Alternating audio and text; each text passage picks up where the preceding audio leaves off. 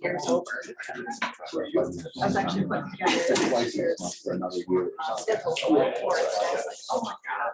How did I get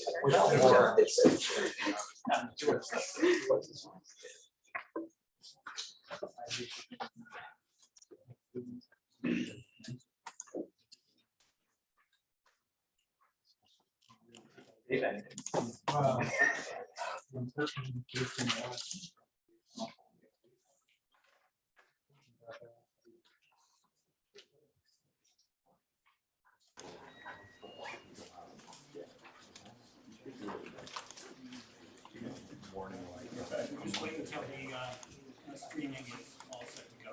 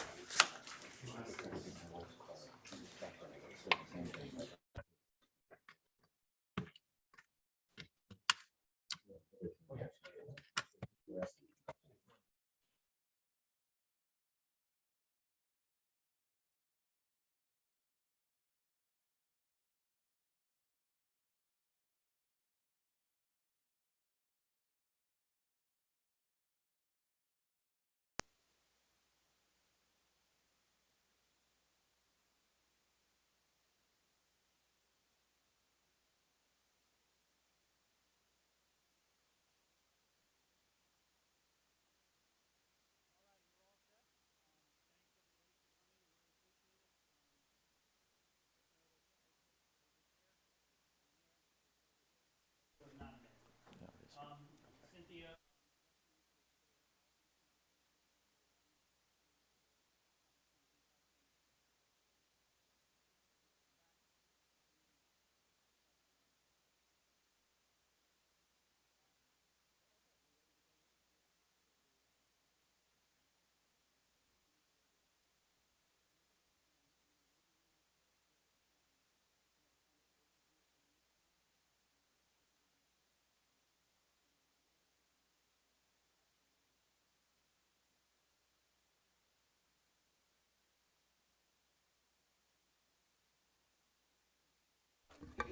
It's all right.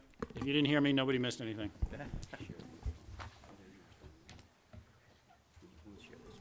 Okay, prepared a memo dated today, November 8th. Basically, it was to just a high-level review of where the campus has been, all the finding statements for the secret record for related to transportation, just to give a background as to where we started and to where we are today. Basically, so it was, we should have a listing that goes through the key points of the 4 finding statements that have occurred throughout the project site, leading up with the LFTC EIS original finding statement 2004, the AMD development at LFTC, which is the supplemental finding statement 2008, followed by the Global Foundries development at LFTC, which is the second supplemental finding statement 2013, and then wrapped up with the LFTC PDD amendment of 2015, which is labeled the third supplemental EIS finding statement of 2015. So from that summary is basically where I've prepared this memo. And basically, for the transportation section, the secret record establishes the trip thresholds that are allowable for the campus, and also the associated mitigation, transportation mitigation that goes with those trip thresholds. The trip thresholds are basically broken down into phases 1 through 4, depending on the level of development at the campus. The original finding statement, the LFTC GIS secret record, establishes the campus trip threshold at 2,400 trips in the AM peak hour and 2,500 trips in the PM peak hour. That's a phase 4 full build out. The And those are the numbers started in the record, and those are numbers where we work from and start subtracting for other development that may occur on the site. Now, jumping ahead to the current number of trips thresholds, in which it comes on basically with Fab 8.2. So after the development of Fab 8.2, the TDC and some other development with the campus, and 8.2, the secret record for the Fab 8.2 now drops the number of trips that are remaining on the site to 366 in the AM peak hour and 526 in the PM peak hour. So what that means, the cumulative trip generation of the LFTC campus, which included 8.1, its development, and then 8.2, used over 2,000 trips in the AM peak hour and nearly 2,000 trips in the PM peak hour. So now we've drastically reduced how many more trips can be handled on the campus if 8.2 went forward. So now without 8.2, it was approved, but it hasn't been developed. So if we take the 8.2 trips out, leads us to where we are now with the Scanal application as to how many trips they're going to analyze in their traffic study. And they've assumed that, well, actually they're stating that there are 1,900 trips available for use in the morning peak hour for development, and then 2,100 PM trips in the peak hour for their development. So that's, again, that's without any 8.2 traffic. That's just completion of 8.1 in their development. Unfortunately, those numbers we can't verify. We've requested, or we're going to make our completeness comments. We're going to request additional information to see how they've come up with those numbers, 1,900 and 2,100 trips. That's vital as far as going forward for this analysis and the review of our traffic study.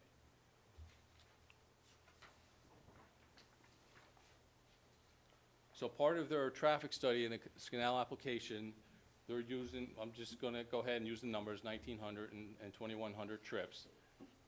They've put together two tables for the AM peak hour and PM peak hour. Since there's no specific development being proposed at this time, they've gone through a list of possible uses on site and also how big those uses can be while staying within those trip thresholds of 1,900 and 2,100 trips. And those are presented on table 5 and 6 on the memo, which is just a copy and paste of their traffic study. So you can see, depending on the type of land use, they may possibly be able to do 3.5 million square feet of development, or they may be way over, depending on the type of land use. If it's a high cube fulfillment warehouse where it's going to be 4,000 trips, that is just, you know, beyond comparisons to what would be available out there. So it was just an example as provided in the traffic study. They weren't analyzing any particular land use from these tables. They were just concentrating on the 1,900 trips and the 2,100 trip threshold that they claim is available for use. Now, with the secret record established the number of trips, it also established the specific mitigation that needs to occur at the various thresholds. So with the thresholds at 2,400 and 2,500 originally in the record, there's 4 different phases, and improvements need to be built before a development can be opened. Now, if Scanal wants to be built and 8.2 wants to come back into the picture and be built again, now we're over the thresholds. And the thresholds are going to lead us to what additional mitigation may be necessary to accommodate both projects if both claim to want to use more trips than may be available on the campus. And that's what we've requested also to see in the Scanal application. There was an indication that in their analysis of their project combined with 8.2, that there would be additional mitigation needed at 8 different intersections in the study area. However, that specific mitigation was not identified, and that will be one of our completeness comments, is to identify the level of mitigation needed for the combined projects. And that basically sums up the memo for today. John? As the most difficult to educate of the town board up here, I took from the reading this again that last time I was talking about a pie, the pie being intersection capacity. We're trying to figure out how much pie is left for whomever to use. And then I read this again, and I got the impression there's actually two pies. One pie being the pie allocated to the owner of Site 1 and 10, I guess, and then the ancillary development pie. They were separate pies. But the way you're talking, that I had understood correctly a week ago, that there's really only one pie, or 2 weeks ago. There's really only one pie, and that is total AM, PM peak capacity at these intersections. There is only one Not, pie. not ancillary and nanotech manufacturing pies. They're not separate pies. There is only one pie, and maybe I wasn't clear, but the pie is basically based on the typical peak hour commuter trips. It's not based on the fab shift changes, which was a 12-hour shift change. I don't know if this is getting what you were asking for, because they work from 6 to 6 typically, so those trips are not included in this analysis. We're talking about the trips for the ancillary development and any trips that the fabs may be making during the commuter rush hour. Right. The mention several times of Global Foundries actually eating some of this pie when it was presumed they weren't supposed to. That's repeated several times in here. And that confused me about how much of, whether they're really eating some of the one pie. And I guess they are, right? And If they perfect their, if they were to perfect their application. I think Zach Zach, I thought, captured it perfectly at the last meeting. If there's in a sense, if you were to approve the amendment, there could be a race for the available trips. Right. Because while you have studied the trips for 8.2, they're not reserved for them. They don't have a right to them because they haven't made the application yet. But when they make the application, if they made an application, we would know from the seeker standpoint what they would need to do, and you could go forward. If you approve the application, 8.2 hasn't made if you've approved the amendment, 8.2 hasn't made an application, then there's a bigger pie available. If tomorrow, 8.2 makes an application and goes through the process, and some of those trips are now said, well, they've gone through their seeker analysis and we're approving this, there's a much smaller pie for whatever's left with or without the amendment. are they going to even do a project, I guess is the question. Does Skinnell want to go forward with their application? If the town board as a group decides, hey, we're going to assume Global Foundries is going to eat their share of pie per 8.2, and you got this slice left, I guess the question to Skinnell is, are you going to go forward with your project? How big will it be, and how much money are you willing to spend on further traffic mitigation to give yourself a bigger slice of pie? The other point I want to emphasize, and I think Tom really did a great job summarizing this. I hope you asked questions if you didn't get it, but he nailed the issue in front of you. But I want to emphasize this point, which is we can't yet analyze the veracity of Skinnell's application or Skinnell's EIS because we need data and backup and so forth. And that's the point of completeness to the question we keep getting. What's completeness? What's technical? Completeness is, did it address all the things we ask in the scope so that we believe that it's accurate? And then we can get into some of the detailed, what happens to tractor trailers? Do they go a different way? And does that affect the roundabout capacity and so on? Those are technical comments after the document would be declared complete. But we're not at completeness yet because we need additional information to check, all the calculations and tables and so on. So just to follow up on John's questions there, and I'm struggling with the pie analogy, I think, because I haven't had dinner yet, but it sounds like the assumption is, even though we don't necessarily have the data yet, that the number of trips would be generated by 8.2 would consume the balance of trips available in this current threshold, is our assumption, so that, Not completely. no? No, there will be some trips left over after 8.2, based Okay. on their numbers. 366 in the morning and 526 in the afternoon. Correct. Okay. Okay, so that assumes 8.2. I'm sorry, I Right, misunderstood yes. that. Okay. All right. So there is a scenario, based on what we're assuming at this point, that some form of 8.2 could be built, some form of the Scanel project could be built within the thresholds originally anticipated with the original PDD.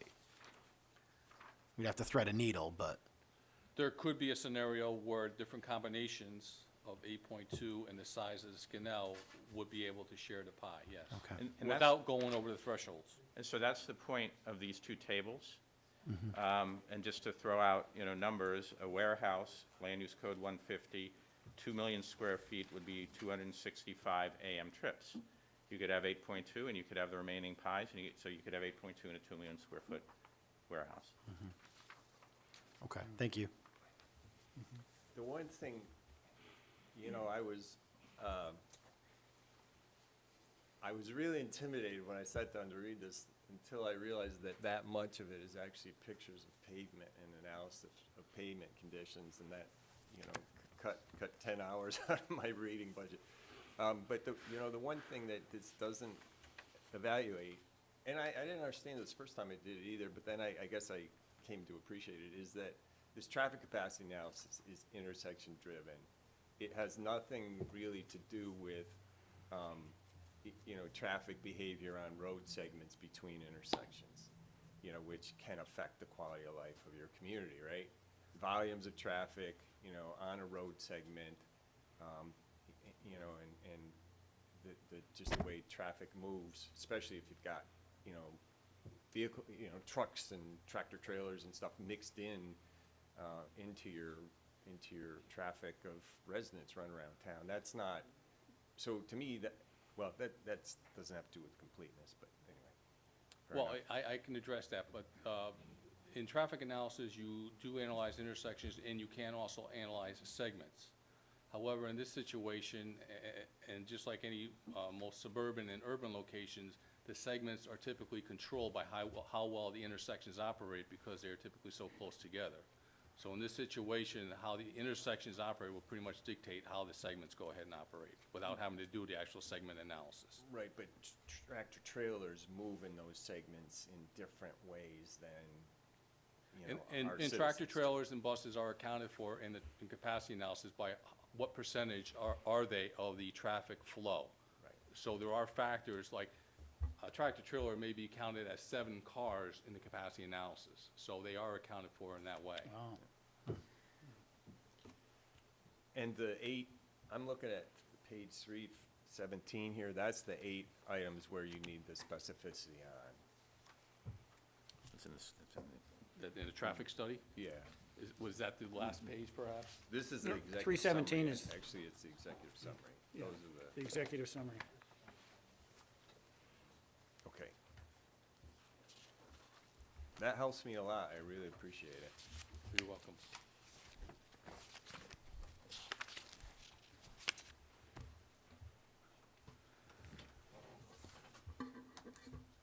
In terms of the completeness, that's the question that this board is ultimately going to answer, right? right. You've looked at the other submissions from Creighton Manning, et cetera, and then you've made a determination as to what else, considering all this stuff, should be put in for a request to Scanel to come back before we can determine completeness. Our recommendation is that you adopt our completeness comments, plus the 2 additional comments from Creighton Manning that we referenced to you in our memo of, I think it was November 3rd, November 3rd. So it's our completeness comments to Creighton Manning completeness comments of November 3rd. Late in the day today, the town of Stillwater submitted some comments. Our view is that the town of Stillwater is an involved agency, and so you ought to consider their comments pretty carefully. We think that their traffic comments are already covered by ours, and in fact, they pretty much say that. There's 4 comments that the town of Stillwater made. I'm sorry, I can't find it in front of me. That were specific non-traffic comments. Anybody got that letter? Thank you. Appreciate it. On page 4, there's 4 paragraphs under noise, light, emissions, and green space effects in Stillwater. We recommend that those be also included as completeness comments, and that would be our recommendation, is that that's what you adopt. Wait, that page 4 of their letter for the noise, light, and emissions, those 4 paragraphs? Correct. I'm sorry, I want to return back just for a moment because this did just occur to me. The 8.2 numbers that we're considering and have as part of this analysis, my understanding is Global's anticipating sort of a multi-step phased build-out that it considers the entire build-out, or what are those numbers considering? I believe they were talking about a 3 or 4 or 5 phase build-out. The latest was one more fab at the time. The build-out is whatever, and I don't have the number in front of me, but it was the full, their trip generation was for the full build-out of 8.2 as analyzed in the EIS. I mean, I have to go back and look at the number, but it's the whole thing, not pieces of it.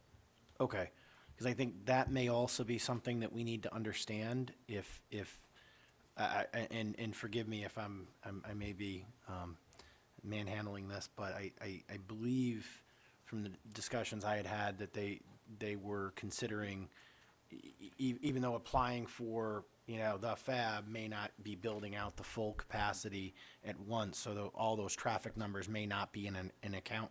So I just want to make sure that we understand, is this the traffic count that they're going to need for the next 20 years or in the next 5 years, and is there a difference? They would have to tell us what they plan to do. What we have in the record now is the full build-out of 8.2, and I can't remember the number, but it's more than 1 million square feet, if I'm remembering correctly. And that's the number we're working with. If they were to come in with some different higher number, we'd be in probably an additional traffic analysis phase, and if they were in with a different lower number, then that would have to be looked at. But they'd have to tell us. Right. Again, to the point we made at the beginning, we've studied them, but they haven't perfected, nor do they have a right at this point to any of the trips, because they haven't, made an application to you. Right.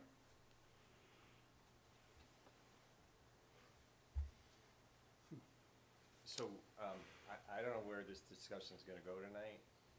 I sat down and tried to, understand some of this, and, just when I thought I did, I would go back and realize that maybe I, didn't understand things. But I took the time to put together, 6 pages of observations, questions, and, there's clearly some things that were missed. There's clearly some things that I know from my own professional experience as a county budget, director and tax enforcement guy, and dealing with property taxes for most of my adult life that are wrong, that the analysis isn't there. There are a number of things beyond your comments that are shortcomings in this document. And, my questions are there. As everyone, who does seeker work knows, we have a right to rely on professionals, but ultimately the judgment as to any issue in seeker is ours to make. And we're required to use our independent judgment. So I tried to do that. I tried to list all of my questions and concerns, provide supporting documentation, like a conclusion in here that this is consistent with the seeker record. When the seeker record has a site plan that looks like this, and the proposal, the application has a site plan that looks like this is not like this. The application is not consistent with the seeker record because this is in the seeker record. What do you mean by seeker record? Sorry to interrupt you, John. Where is that drawing coming from? This is coming from the seeker record. What document in the seeker Okay, record? you'll look, there's a number of volumes. In other words, but There's Go ahead. volumes attached to the 2003 GIS. Yep. they're not consistent because they're showing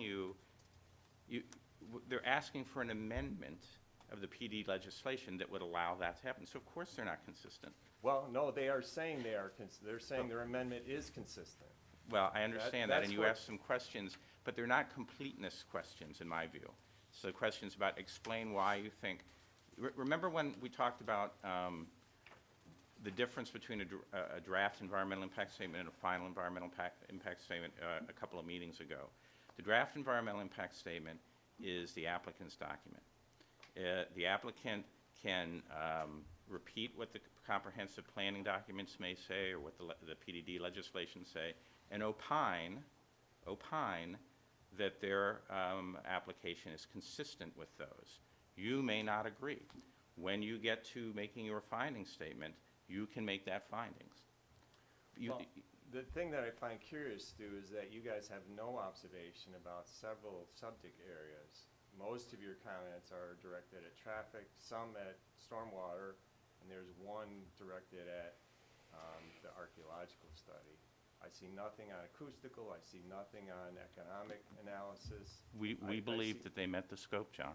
Okay, well, I respectfully disagree, fine. and I do so having been the budget director of a county, having not only prepared a budget, having calculated the tax rates for 22 towns in a county, having dealt with tax refunds my whole life, having been involved in municipal budgeting for 29 years of my life, I can tell you that some of that stuff is not accurate at all, nor complete.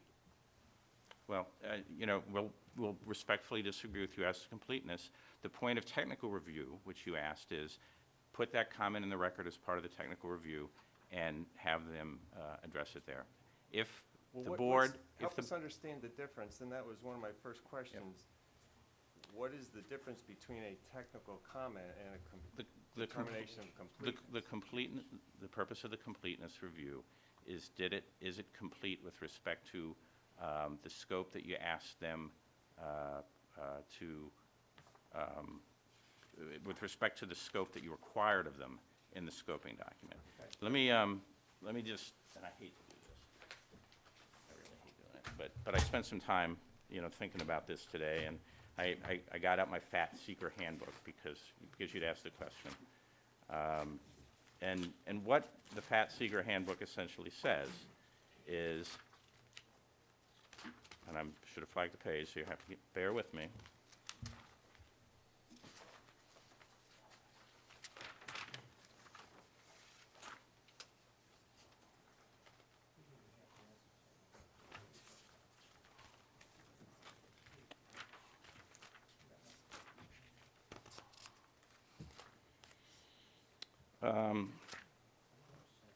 This is on page 128 of the Seeker Handbook. What is the basis for determining the adequacy of a draft EIS? An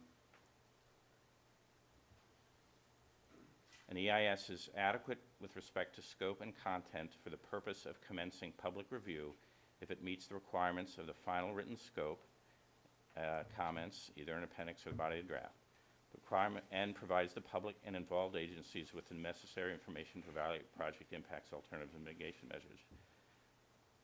The lead agency should ensure that relevant information has been presented and analyzed, but should neither expect nor require a perfect or exhaustive document. The degree of detail should reflect the complexity of the action and the likelihood, the magnitude, and importance of the likely impacts. I think it's clear, you know, to me, that any kind of commercial development in the park is going to have some level of positive fiscal impact. We didn't ask them, as I recall, and I'm going to look at the scope again, for an exhaustive fiscal impact analysis, because that isn't, you know, frankly, one of the big issues that you need to be looking at here. Well, that's a matter of opinion. Well, let's go to what the scope said. I thought that what it said is conduct fiscal and economic analysis to show the fiscal benefits to the town of Malta, including the economic impact of the projection, construction, and operational jobs. They gave you some numbers. You may not agree with them. That's fine. Ask them the technical review for more detail about them. They gave you some numbers. If you think that, look, you're right as to the purview of the board. If you want to adopt that as another completeness comment, you can. You're absolutely right to do it. Well, We don't think it's that important at this stage. Let's take what you just said and look at the visual impact analysis. Mhm. My comment in here is, I cannot tell. I can see, if I look at the colored photos, which you have to go online to get. You can't see them in the hard copy. I can see where they have modeled the building appearances at through the horizon. What I can't tell is where they would be if they were at the height that is now permitted by our zone, by the PDD. And I say, give me that height so that I can tell what the real impact will be. Because it could be that the 75 feet is already above the tree line, and this is just an incremental increase above the tree line. But I can't tell. So show me where they would be at the current PDD parameter. You so want a that I can comparison of the two is what you're asking for? Exactly. Yeah. And I mean, I could go through, I don't have time, I've got my 15 or 20 hours into reading this thing, and I took the time to write it all out so that everybody could see it. There's a number of comments like that in Well, here. we didn't ask them to do what you just said, is my point. Well, I mean, I we just didn't read tell them it. not We didn't ask them to either. do it. We didn't tell them not to either. Well, that's not how it works, John. What do you mean? You How you can can't just tell- make it up and say, well, since I didn't tell you not to, now I'm Well, going how to tell can you you to do it. tell impact if you can't see what you're Because contrasting the scope, something to? make it a technical comment. The scope did not ask them to do what you just said. I can tell you that this will, if somebody's gonna move to approve these completeness comments, you will do so without my vote. John, I'm not arguing about, you guys get the vote. I'm just telling I'm you what the directing scope my says. comment That's to the fine. board, Stu. And furthermore, with respect to the construction traffic, the scope calls for the methodology to include analysis of construction traffic, including alternatives to include with and without Fab 8.2. But I'm being told that that per se excludes analysis of concurrent construction. I don't read it that way. I think it's reasonable to read it to mean that it includes concurrent construction. It's reasonable, and it's a reasonable thing to expect to be done, because if that happens, it will have a significant impact on our community.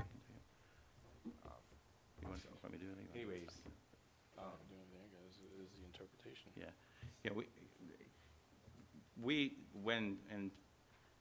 when Tom wrote that piece of the scoping document, his intent was not to include construction from both the fabs in this project, because there is no construction traffic plan for Fab 8.2. It was deferred in the findings to site plan review.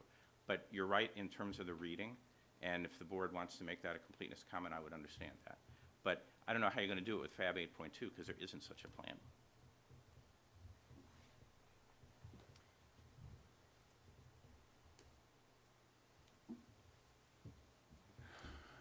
Would the location of 8.2 figure into this? Because, we don't know exactly what the permit application that's coming in next month is going to propose.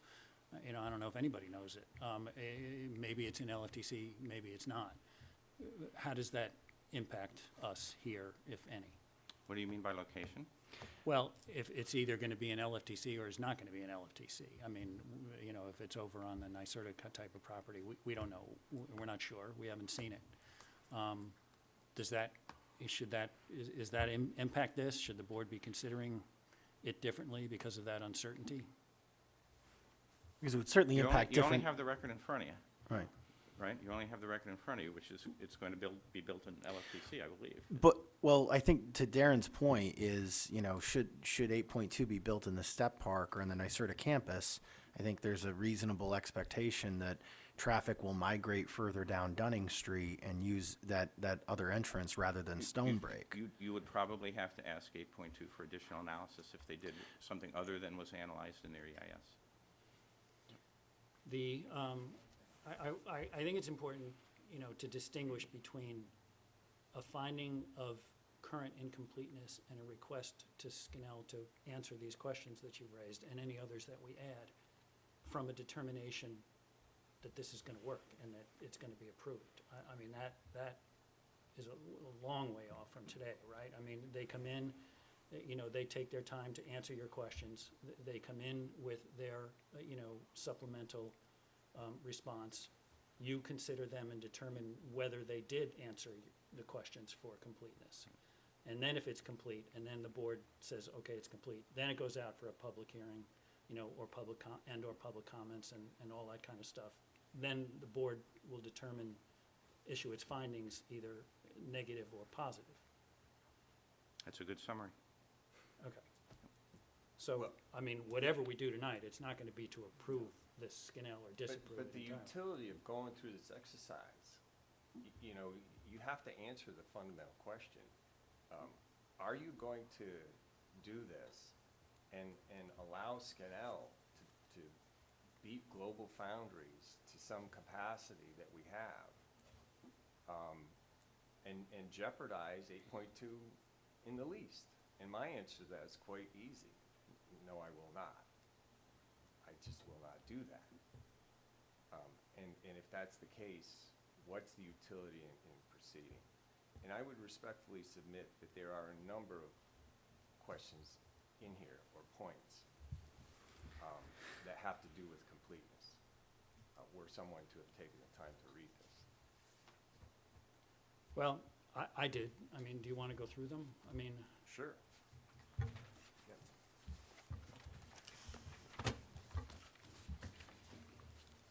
Roughly, just ask a quick question. So I think late last week, we had submitted a updated SDGIS that, in our opinion, answered a lot of the completeness comments that were sent to us on 11/3. I just want to confirm if that's made its way around, or if that information hasn't been reviewed yet. I mean, where's Jane? Everything, yeah. It has not made its way around. I asked Stu, it came in on Thursday. I asked Stu what I should do with it because they said that they were answering the questions that they had posed, that Chazen had come up with the completeness. And Stu suggested that I hold on to them because it hasn't been adopted, completeness hasn't been determined yet. Right. Yeah, that's exactly right. They responded to questions that you haven't adopted. So I'm not looking at them. I'm not looking at their answers until you adopt a completeness resolution. And I told Mr. Boisvert that. They submitted them anyway, and Jamie said, what do I do with these? And I said, they're not relevant yet. You, as John says, are the board with the authority to adopt the completeness. You may add to them. We've added some tonight, right? Or at least we've recommended adding some tonight, and you may add some more. And when you are satisfied that you have your completeness comments, you'll then adopt them, you'll give them to the applicant, and then that's the appropriate time for them to answer them. So I don't think you do anything with them. It's a premature submission. Okay, I mean, John, do you want to go through some of your things that might be added to What the I want to question? do is just end this, because I believe that it will not be approved, that there could be a constructive discussion going forward. I mean, I'm happy to go through it, but if you're asking my preference is to just end this. I think if we approve this stuff, Global Foundries has enough of a record created already to litigate against us and you, and stop or at least slow this down, and cost the town money. On what grounds? On what grounds? On the grounds that are in the letters that they've written about consistency with the town's planning documents. So that's my preference, and that's my belief, but I'm happy to go through these.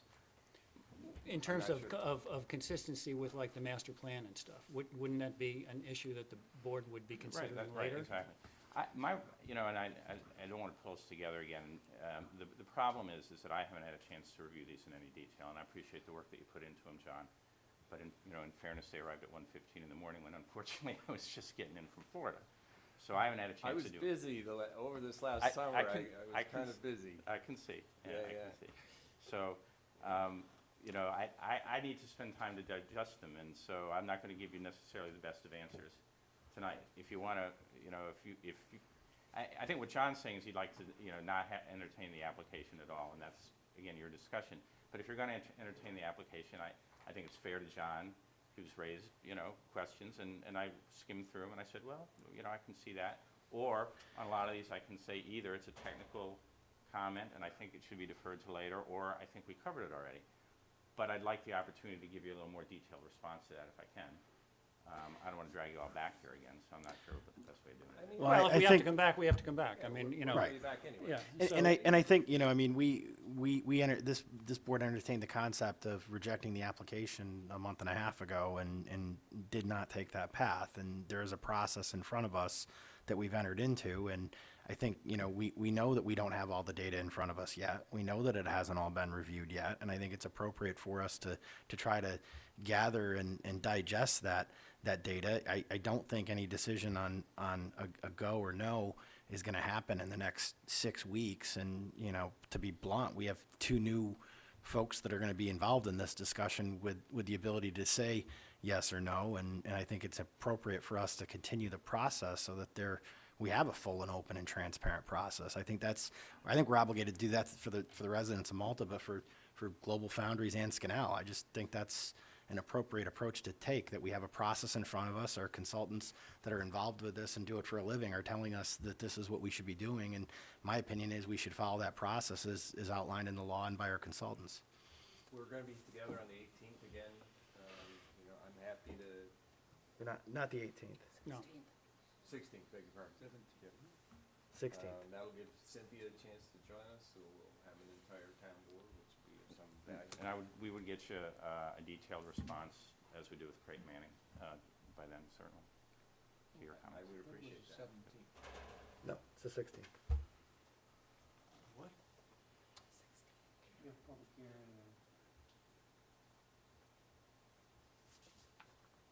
16th, we have It's nothing. six- We have a special meeting on the 17th. No, we do not. It's changed to It's the 16th. Whoops.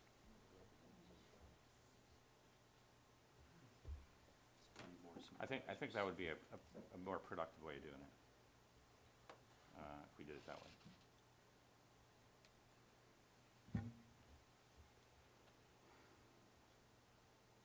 Well, what does the board say? 16th, yeah. I got it. There's a county supervisors meeting that night. Yeah, I know it. That's at 4.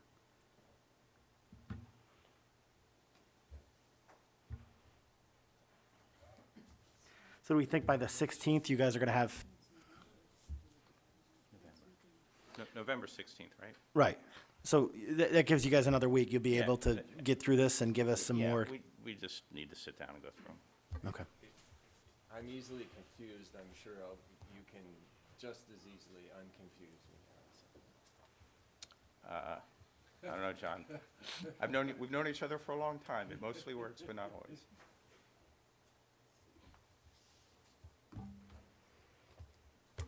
And also any other, you know, questions that come up from the various other submissions that have been Right, made. Mr. Warner had some, that's right. Yeah. You know, I hear John's point about, you know, the race to an approval, where the first one necessarily gets all of the traffic slots and the second one doesn't, especially when we've been anticipating 8.2 for a long, long time. You know, I have a problem with that. So, yeah, I see John's point with that, and so, you know, I think that's something that this board has to think about. And perhaps in another month, we may have more information. I know Global Foundries has indicated they're going to be bringing more information forward for their project in the weeks and months ahead. So perhaps we have some more information from them by then as well.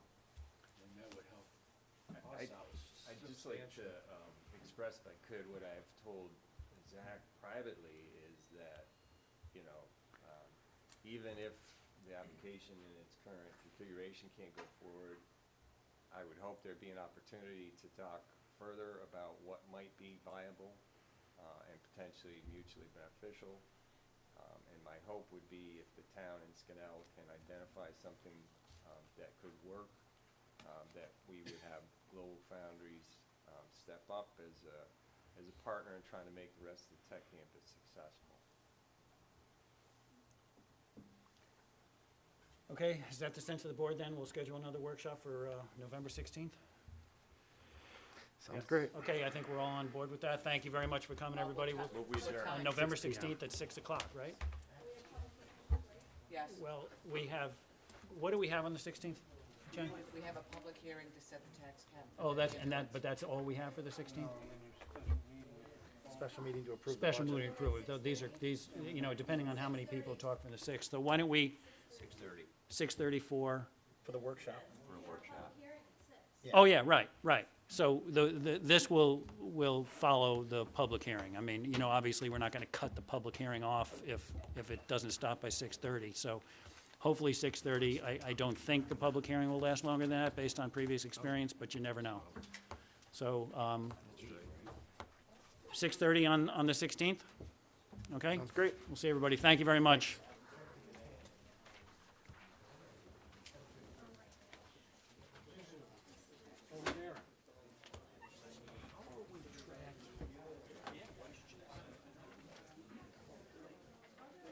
Well, Stu came up with the four that he had. He's adding two from John at this point. Is he answering John's? Yes, he's gonna, that's what